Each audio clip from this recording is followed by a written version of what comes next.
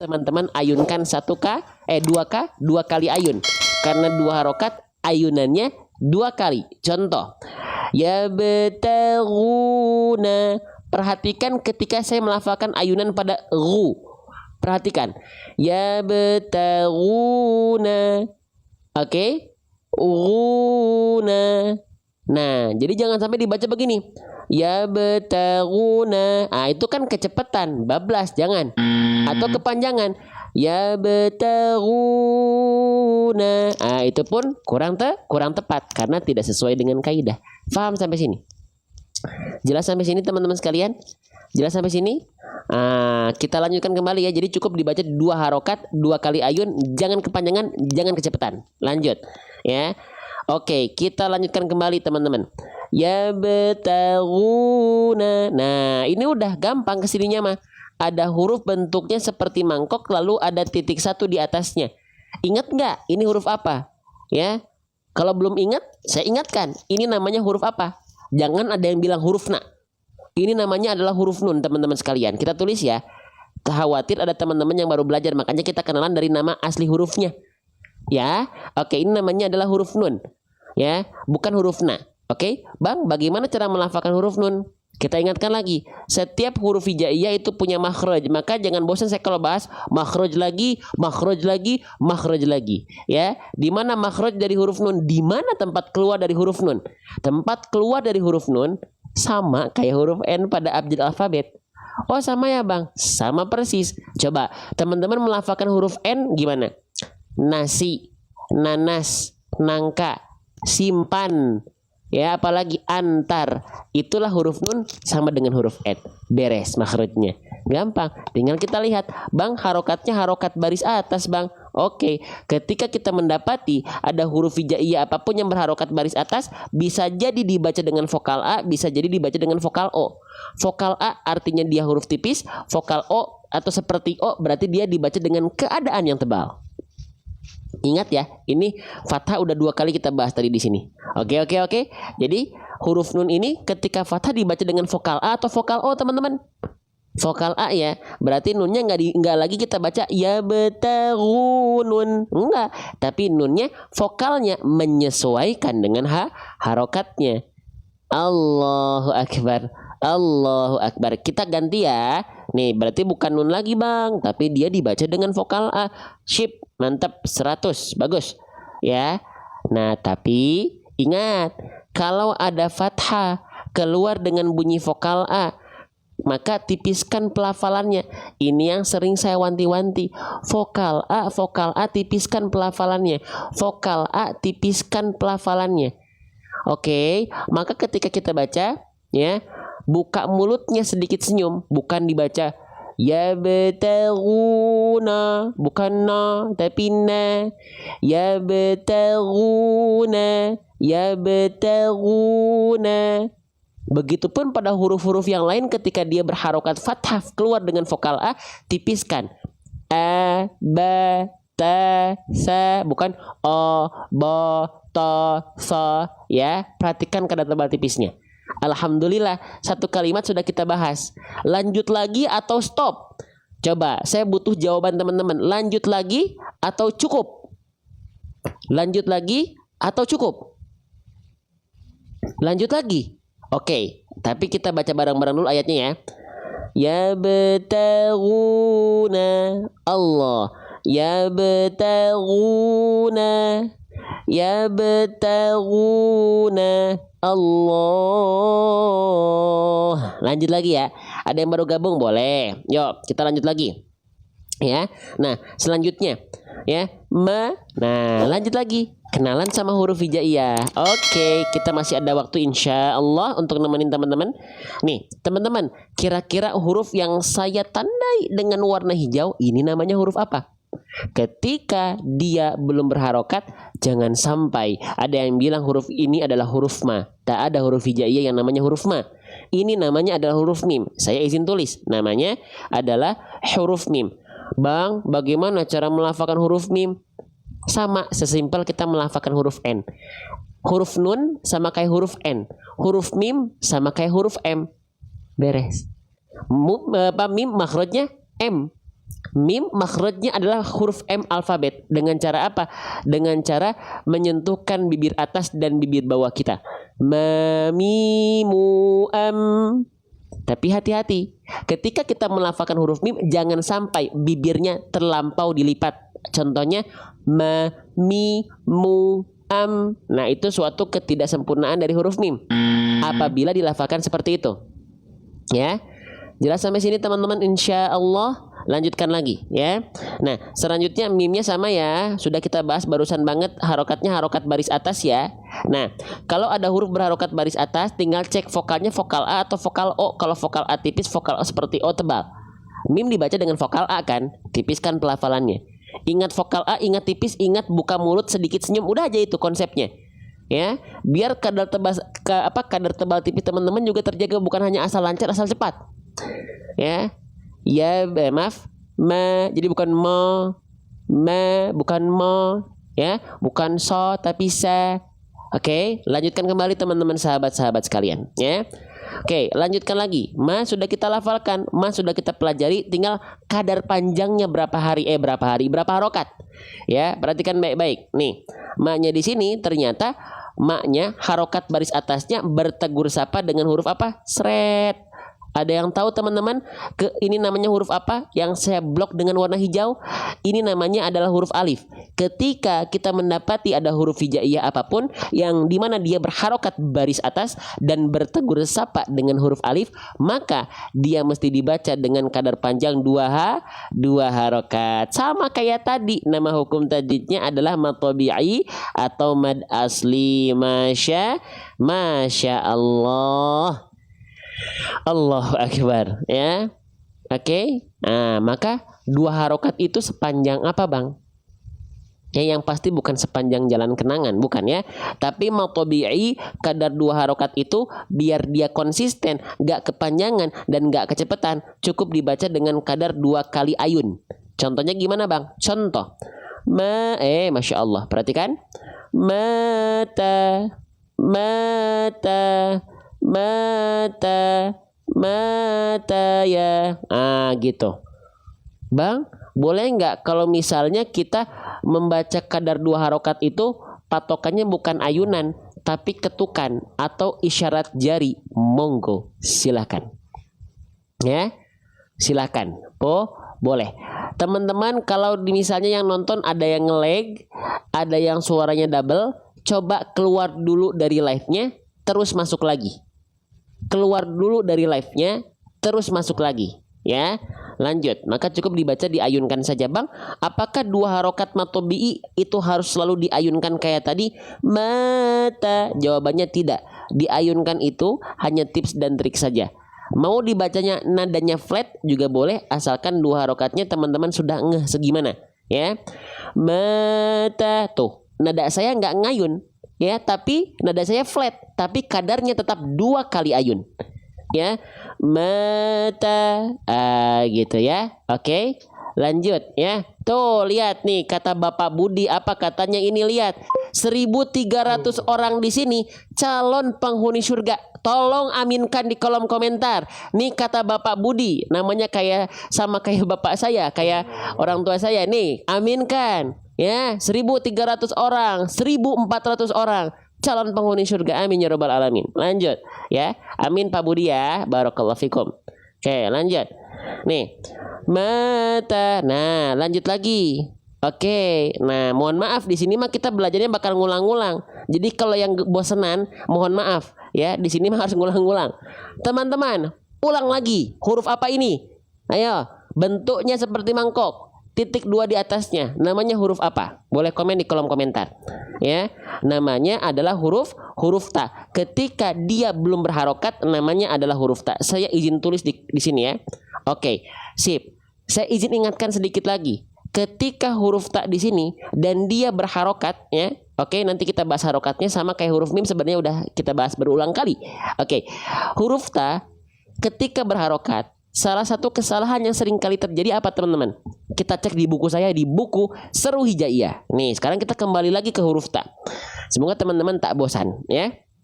Nih, nah lihat, ketika huruf tak berharokat sudah saya rangkum kesalahan-kesalahan pada setiap huruf ketika berharokat, bertasydid, bersukun dari apa yang saya ketahui ya. Nih, huruf tak ketika berharokat, saya izin langsung peloncat dulu ke poin kedua. Dilafalkan, kesalahan yang sering kali terjadinya adalah dilafalkan dengan menjulurkan ujung lidah keluar mulut. Maka itu suatu ketidaksempurnaan, kesalahan pada huruf tak. Contohnya gimana bang? Perhatikan. Tati tubat. Jujur, siapa di antara teman-teman yang melafalkan huruf ta ujung lidahnya masih melet-melet, masih nongol-nongol seperti itu? Tati tubat. Ini biasanya nggak nyadar. Biasanya dilafalkan tanpa sadar. Tati tu tabat yada. Ya. Oke. Jangan. Maka itu suatu ketidaksempurnaan. Ya, oke, maka bang emang harusnya huruf ta itu dilafalkan seperti apa? Gitu ya. Maka seharusnya huruf ta itu dilafalkan bagaimana bang? Yuk kita cek. Nih makanya kita ingatkan setiap huruf hijaiyah itu punya yang namanya makhraj. Ingat makhraj apa makhraj? Makhraj itu artinya tempat keluar. Bang, emang di mana tempat keluar dari huruf ta ketika dia dilafalkan? Di mana tempat keluar huruf ta teman-teman? Yuk kita pelajari. Huruf ta itu lihat dia makhrajnya dari torful lisan, istilahnya ya. Istilah dalam tajwidnya. Torful lisan itu apa? Torful lisan itu artinya torof ujung lisan lidah, ujung lidah maksudnya. Diapain bang ujung lidahnya? Ujung lidahnya kita sentuhkan ke pangkal gigi seri atas. Ujung lidah disentuhkan ke pangkal gigi seri atas. Kalau nggak kebayang, langsung kita lihat di sini ya, langsung lihat gambar. Lihat titik berwarna putih warna hitam di sini. Ini yang disebut dengan ujung lidah menyentuh dengan pangkal gigi seri atas. Wato wadal wata min huamin ulyasanaya. Ya, jadi ujung lidahnya masih berada di dalam area mulut kita, tidak keluar melet-melet, ngelel-ngelel, nongol-nongol keluar mulut. Ya, oke. Tati itu tidak, ta, nggak begitu. Oke. Nah, bang, boleh nggak disampaikan lebih jauh lagi huruf ta itu bagaimana? Nah, sekarang sekali lagi boleh kita jadi dokter gigi dulu boleh? Kita jadi mode dokter gigi dulu boleh nggak? Nih, bismillah, huruf ta ya. Nih, bismillah ya Allah, semoga jadi wasilah kebaikan buat kita semua ya. Nih, oke, perhatikan. Aduh, nih. Nih, huruf ta dilafalkan dari bagian ujung lidah. Ini yang disebut dengan ujung lidah. Lihat pulpen ajaib saya. Ini ujung lidah kita. Ini torful lisan. Ini ujung lidah kita. Ya, oke. Disentuhkannya kemana? Ke pangkal gigi seri atas. Mana yang disebut dengan pangkal gigi seri atas? Ini adalah gigi seri atas kita. Mana bagian pangkalnya? Sip, perhatikan. Nih, bagian pangkal gigi seri atas adalah gusi di mana tempat tumbuhnya gigi seri atas kita. Ya, oke. Nah, jadi ujung lidah kita yang tadi di sini. Oke, yang ini nih tadi nih, yang ini nih nempelnya ke sini. Oke, sehingga dua dimensinya begini. Ya, oke. Nah, nanti di buku kita kalau sudah ada teman-teman tinggal belajar dari scan barcode video animasi seru hijaiyah. Kita scan ceritanya dan seperti inilah huruf tak dilafalkan. Bismillahirrahmanirrahim. Siap? Siap ya, saya izin agak zoom dulu. Oke, ini oke, siap ya. 1, 2, 3. Ini adalah pelafalan huruf ta. Lihat pergerakannya pelan-pelan, lihat.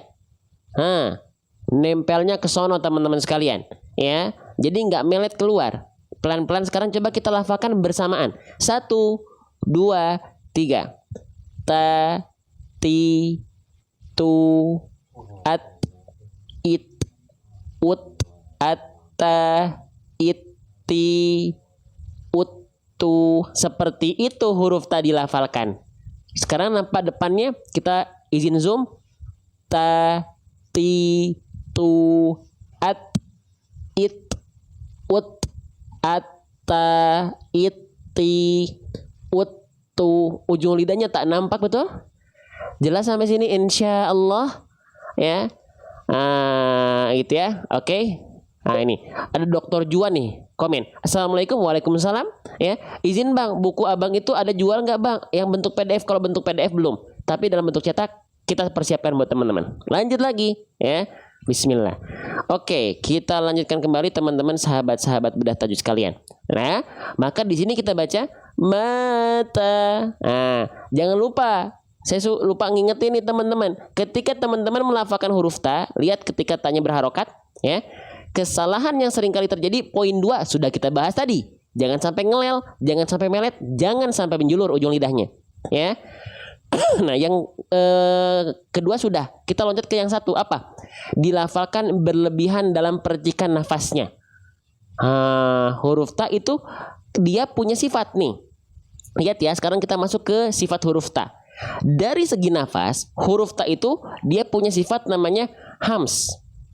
Ya, hams itu apa? Hams itu artinya dasarnya mengalir nafas. Tapi penghususan untuk dua huruf yaitu huruf kaf dan huruf ta, dia bukan mengalir nafas tapi cukup berupa percikan-percikan nafas saja. Ya, sehingga kalau kita contohkan misalnya pada praktek di sini tak berharokat, jangan sampai dilafalkan berlebihan percikan nafasnya. Contoh ta, ti, tu, enggak, ya, atau teman-teman melafalkannya berlebihan seperti itu. Nah, cukup dipercikan saja. Ta, ti, tu, normal aja, biasa aja. Ta, ti, tu, ta, ti, tu, ada percikan-percikan nafasnya. Ya, jelas sampai sini, sahabat-sahabat sekalian. Allahu Akbar, ya. Kenapa gak bentuk PDF-nya supaya lebih mudah buat guru ngaji? Karena ini bukan kita mencetak bukan sendiri, tapi sama penerbit. Oke, lanjut, ya. Kita lanjutkan. Oke, ya, lanjutkan lagi, teman-teman.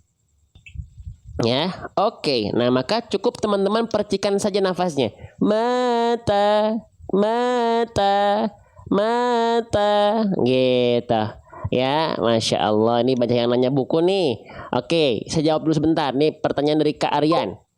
Ya, nih mana tadi? Nih ya. Nah, kapan launchingnya Ustadz? Buku kita bulan ini, insya Allah pertengahan bulan ini masuk ke proses percetakan atau cetak. Insya Allah semoga awal bulan depan atau bahkan akhir bulan ini semoga sudah bisa teman-teman nikmati. Ya, makanya jangan lupa follow dulu akun kita. Ada tulisan tombol ikuti warna merah di sini. Klik, ya, klik dulu. Kalau perlu aktifkan tombol lonceng notifikasinya. Ya, gitu, karena kita cuma cetak sedikit, nggak banyak-banyak. Oke, lanjut. Mata, sip, lanjutkan kemari, ya, sudah. Oke, mata ya, sip, lanjut lagi nggak nih? Masih semangat nggak nih teman-teman sekalian? Lanjut gak nih? Lanjutkan nggak nih? Oke, lanjutkan ya, sip. Sebelum kita lanjutkan, buat teman-teman 1.600 orang tersisa dalam live ini, ya, yang masih ada semangatnya, yang sudah bantu share, boleh dibantu tap-tap layarnya sebanyak mungkin, sekencang mungkin. Kalau pengen live ngaji tersebar luas, ya. Kalau pengen, kalau nggak pengen nggak usah, ya. Buat teman-teman yang belum share, di pojok kanan bawah ada tanda panah. Teman-teman tinggal klik tanda panahnya, lalu ada tulisan posting ulang atau repost. Diklik. Itu cara teman-teman membantu dakwah Quran online kita. Kalau pengen bantu. Kecuali cuman pengen menikmati untuk diri sendiri, silahkan, ya. Amalan solinya teman-teman terima masing-masing, insya Allah, ya. Lanjut. Mata ya. Nah, sekarang kita masuk, jangan ketukar nih.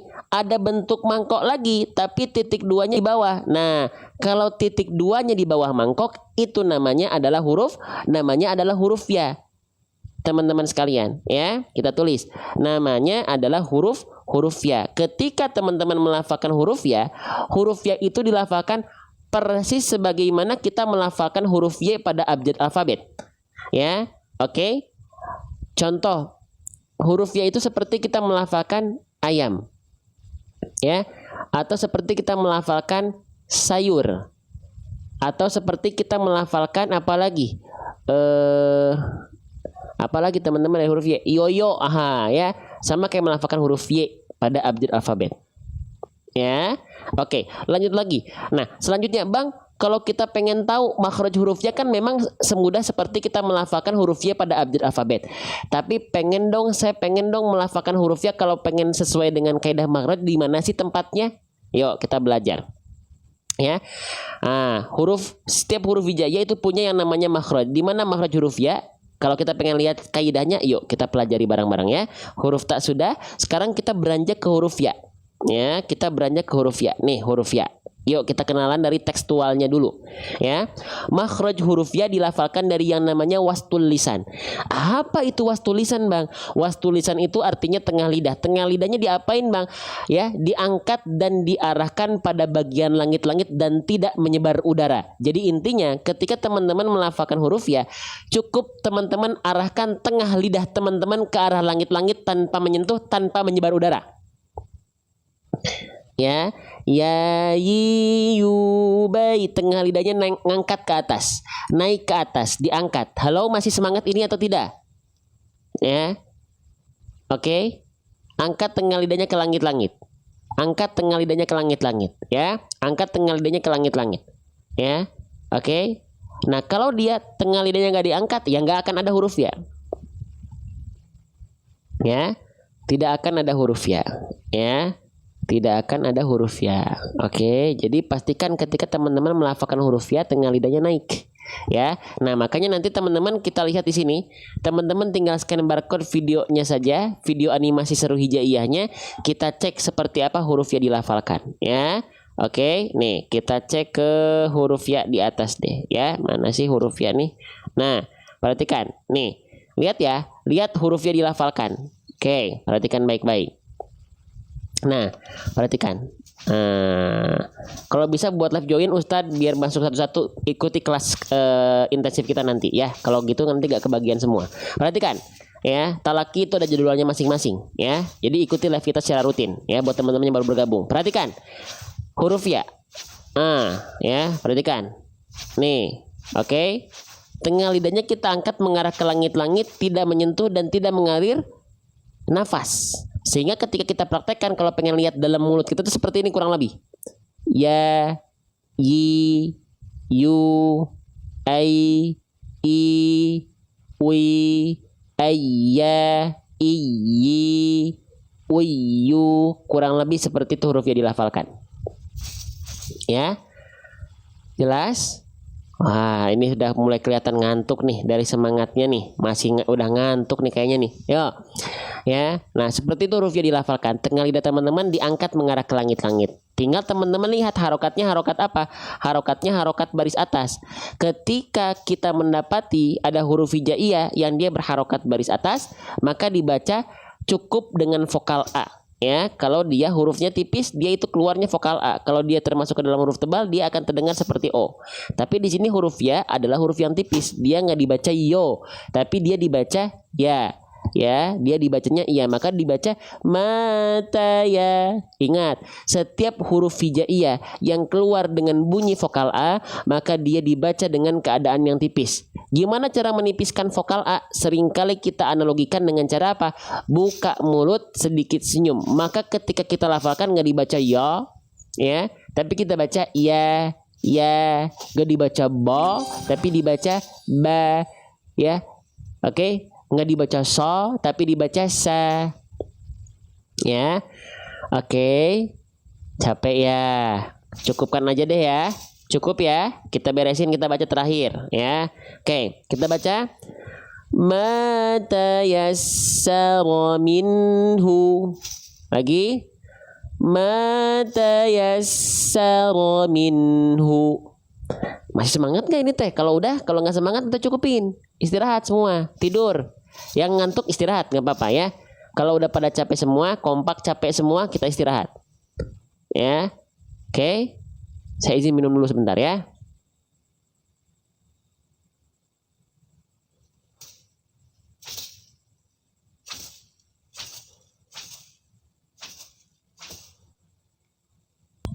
Alhamdulillahirabbil alamin. Sok, lanjut gak nih? Mau lanjut atau stop? Kalau stop kita stopkan sekarang juga. Ya. Oke, lanjut. Yang ngantuk istirahat. Ya. Cuman saya butuh keaktifan teman-teman. Ya. Saya butuh teman-teman yang interaktif. Butuh teman-teman yang aktif. Bukan cuma nontonin doang. Tapi yang nonton juga nggak apa-apa, jadi pahala ya. Cuman yang teman-teman ikut aktif, teman-teman tuh lagi ngebantuin kita sebenarnya. Ya. gitu. Oke.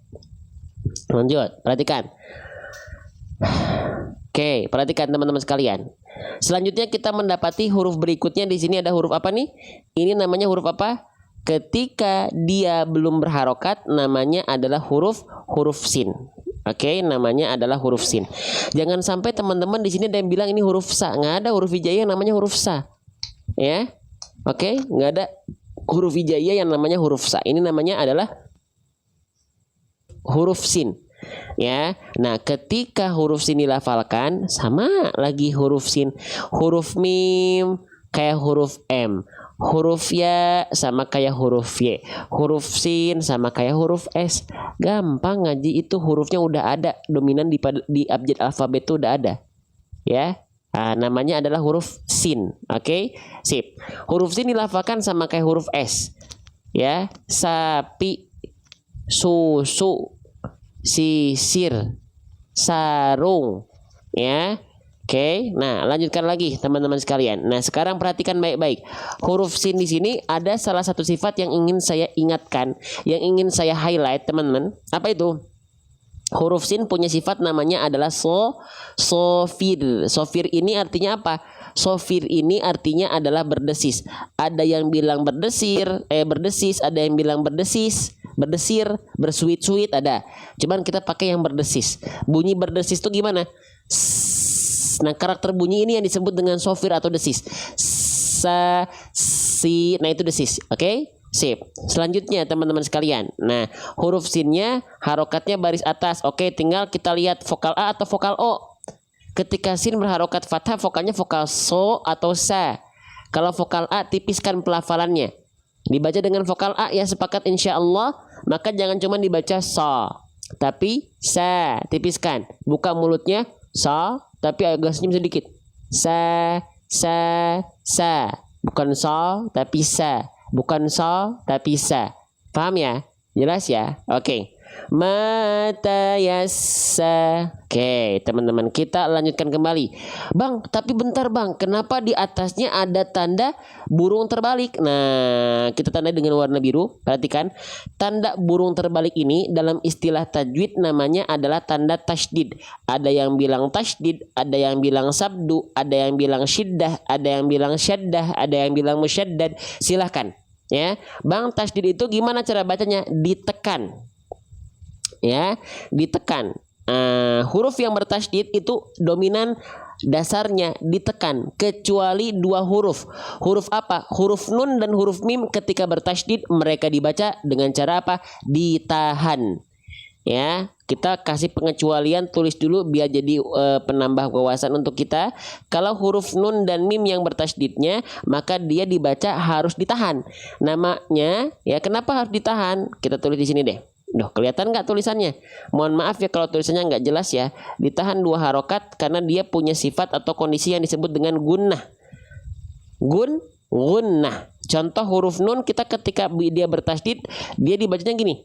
In, baru pada saat harokat ketiganya dia pindah ke vokal harokatnya. Ya.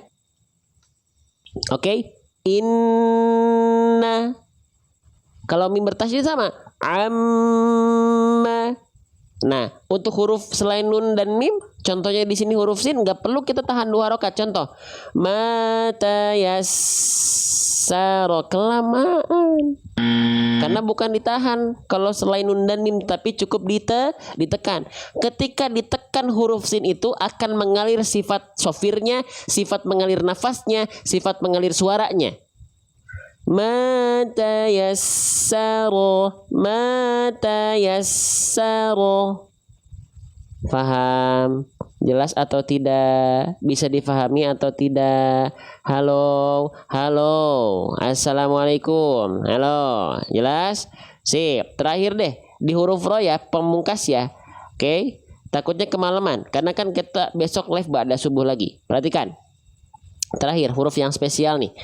Ini namanya huruf apa? Ketika dia belum berharokat, namanya adalah huruf ro. Ketika dia belum berharokat, namanya adalah huruf ro.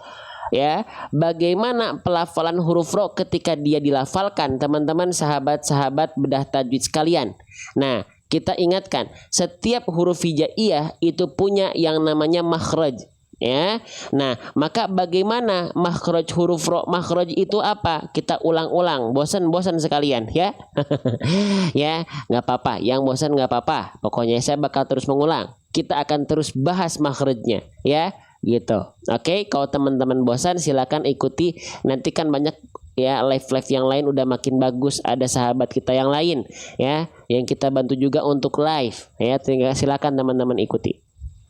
Ya, nah huruf ro itu dia punya yang namanya makhraj dan seluruh huruf hijaiyah punya makhraj. Makhraj itu apa? Makhraj itu artinya adalah tempat keluar. Di mana tempat keluar dari huruf ro dilafalkan? Warra yudanihi li dhahrin adkhalu. Huruf ro itu dilafalkan dari yang namanya ujung lidah, tapi bukan ujungnya banget, tapi lebih ke area punggung lidah. Ya, mana yang disebut dengan punggung lidah? Boleh kita pelajari. Boleh kita sampaikan nih. Yang disebut dengan punggung lidah, teman-teman sahabat-sahabat sekalian, perhatikan baik-baik nih, ya. Jadi huruf ro itu dilafalkan dari bagian ujung lidah. Ujung lidah mana ujung lidah? Ujung lidah tuh ini, ujung lidah. Tapi bukan betul-betul ujungnya banget.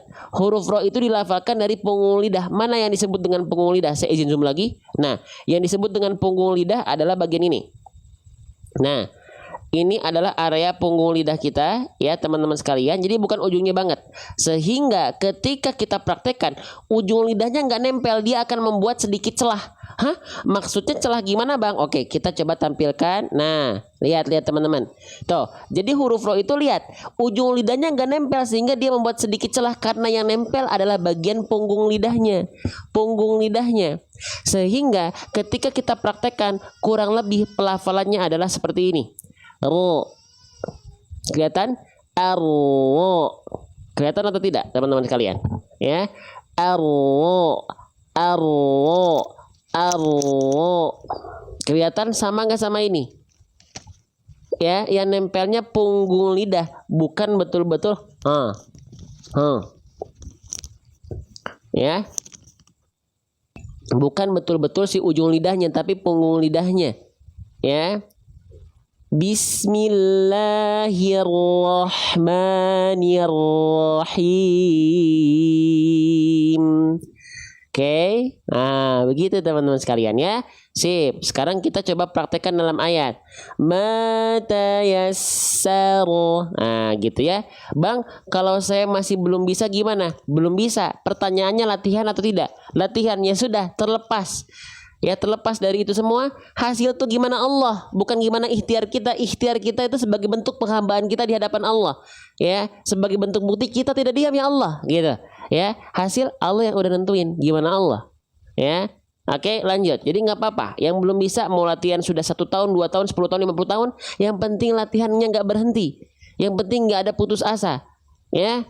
Lanjut lagi. Oke, nah sekarang hal yang teman-teman harus perhatikan ketika melafalkan huruf ro adalah apa? Jangan sampai getarannya dilafalkan secara berlebihan atau terlalu banyak.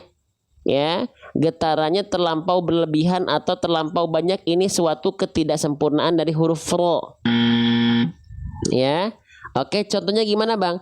Mata yassaromi. Ya, mata yassaromi. Huruf ro enggak dilafalkan ro ri ru bar.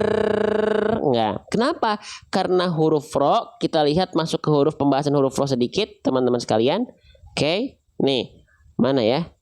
Bukan ini. Mana buku saya teh? Sebentar kita cari dulu. Nih. Lihat ya, kita sekarang masuk ke huruf ro.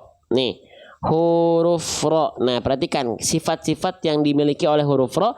Dia punya sifat namanya warro wabitakririn ju'il. Artinya apa? Dia bergetar tapi bukan dengan karakter getaran yang berlebihan, tapi bergetar dengan tidak berlebihan. Ya, sehingga teman-teman sekalian, kadar getaran pada huruf ro kita itu bukan dilafalkan ro, ri, ru. Tidak, tapi cukup kita lafalkan ro, ri, ru, r, il, ur. Getarannya sedikit tapi tetap tegas dan jelas. Ro, ri, ru, bukan terlampau berlebihan ro ri ru, atau bukan juga dilafalkan hilang malah getarannya. Contoh ro ri ru bar rar, enggak gitu juga huruf ro dilafalkan. Jadi bukan bismillahirrahmanirrahim, enggak, atau bismillahirrahmanirrahim, enggak gitu juga ya. Oke, bismillahirrahmanirrahim, ar-rahmanirrahim. Jadi getarannya tak terlampau berlebihan, sahabat-sahabat sekalian. Sehingga ketika kita praktekkan di sini, oke, sebelum lanjut, kita udah tahu ya huruf ro dilafalkan seperti apa, getarannya dihasilkan bagaimana. Sekarang lihat harokatnya dulu. Terakhir, perhatikan nih, ini juga sangat penting nih. Teman-teman ingat kalau ada huruf berharokat baris atas itu namanya harokat apa? Namanya adalah harokat fathah ya. Namanya adalah harokat fathah. Ingat nggak? Kalau ada huruf berhijaiyah yang berharokat fathah, dasarnya dibaca dengan vokal apa? Dengan vokal A kah? Dengan vokal I kah? Atau dengan vokal U? Coba boleh respon pertanyaan saya di kolom komentar ya. Di antara sisa-sisa penonton yang masih ada, siapa yang pengen ngerespon? Ada, oke. Dasar huruf berharokat fathah itu dibaca dengan vokal A, teman-teman sekalian ya. Tapi apa iya huruf ro ketika berharokat fathah bunyi vokal yang kita dengar dari telinga kita, apakah vokal A? Jawabannya adalah tidak ya. Nggak dibaca mata yassara, nggak gitu kan? Tapi dia akan terdengar seperti vokal O.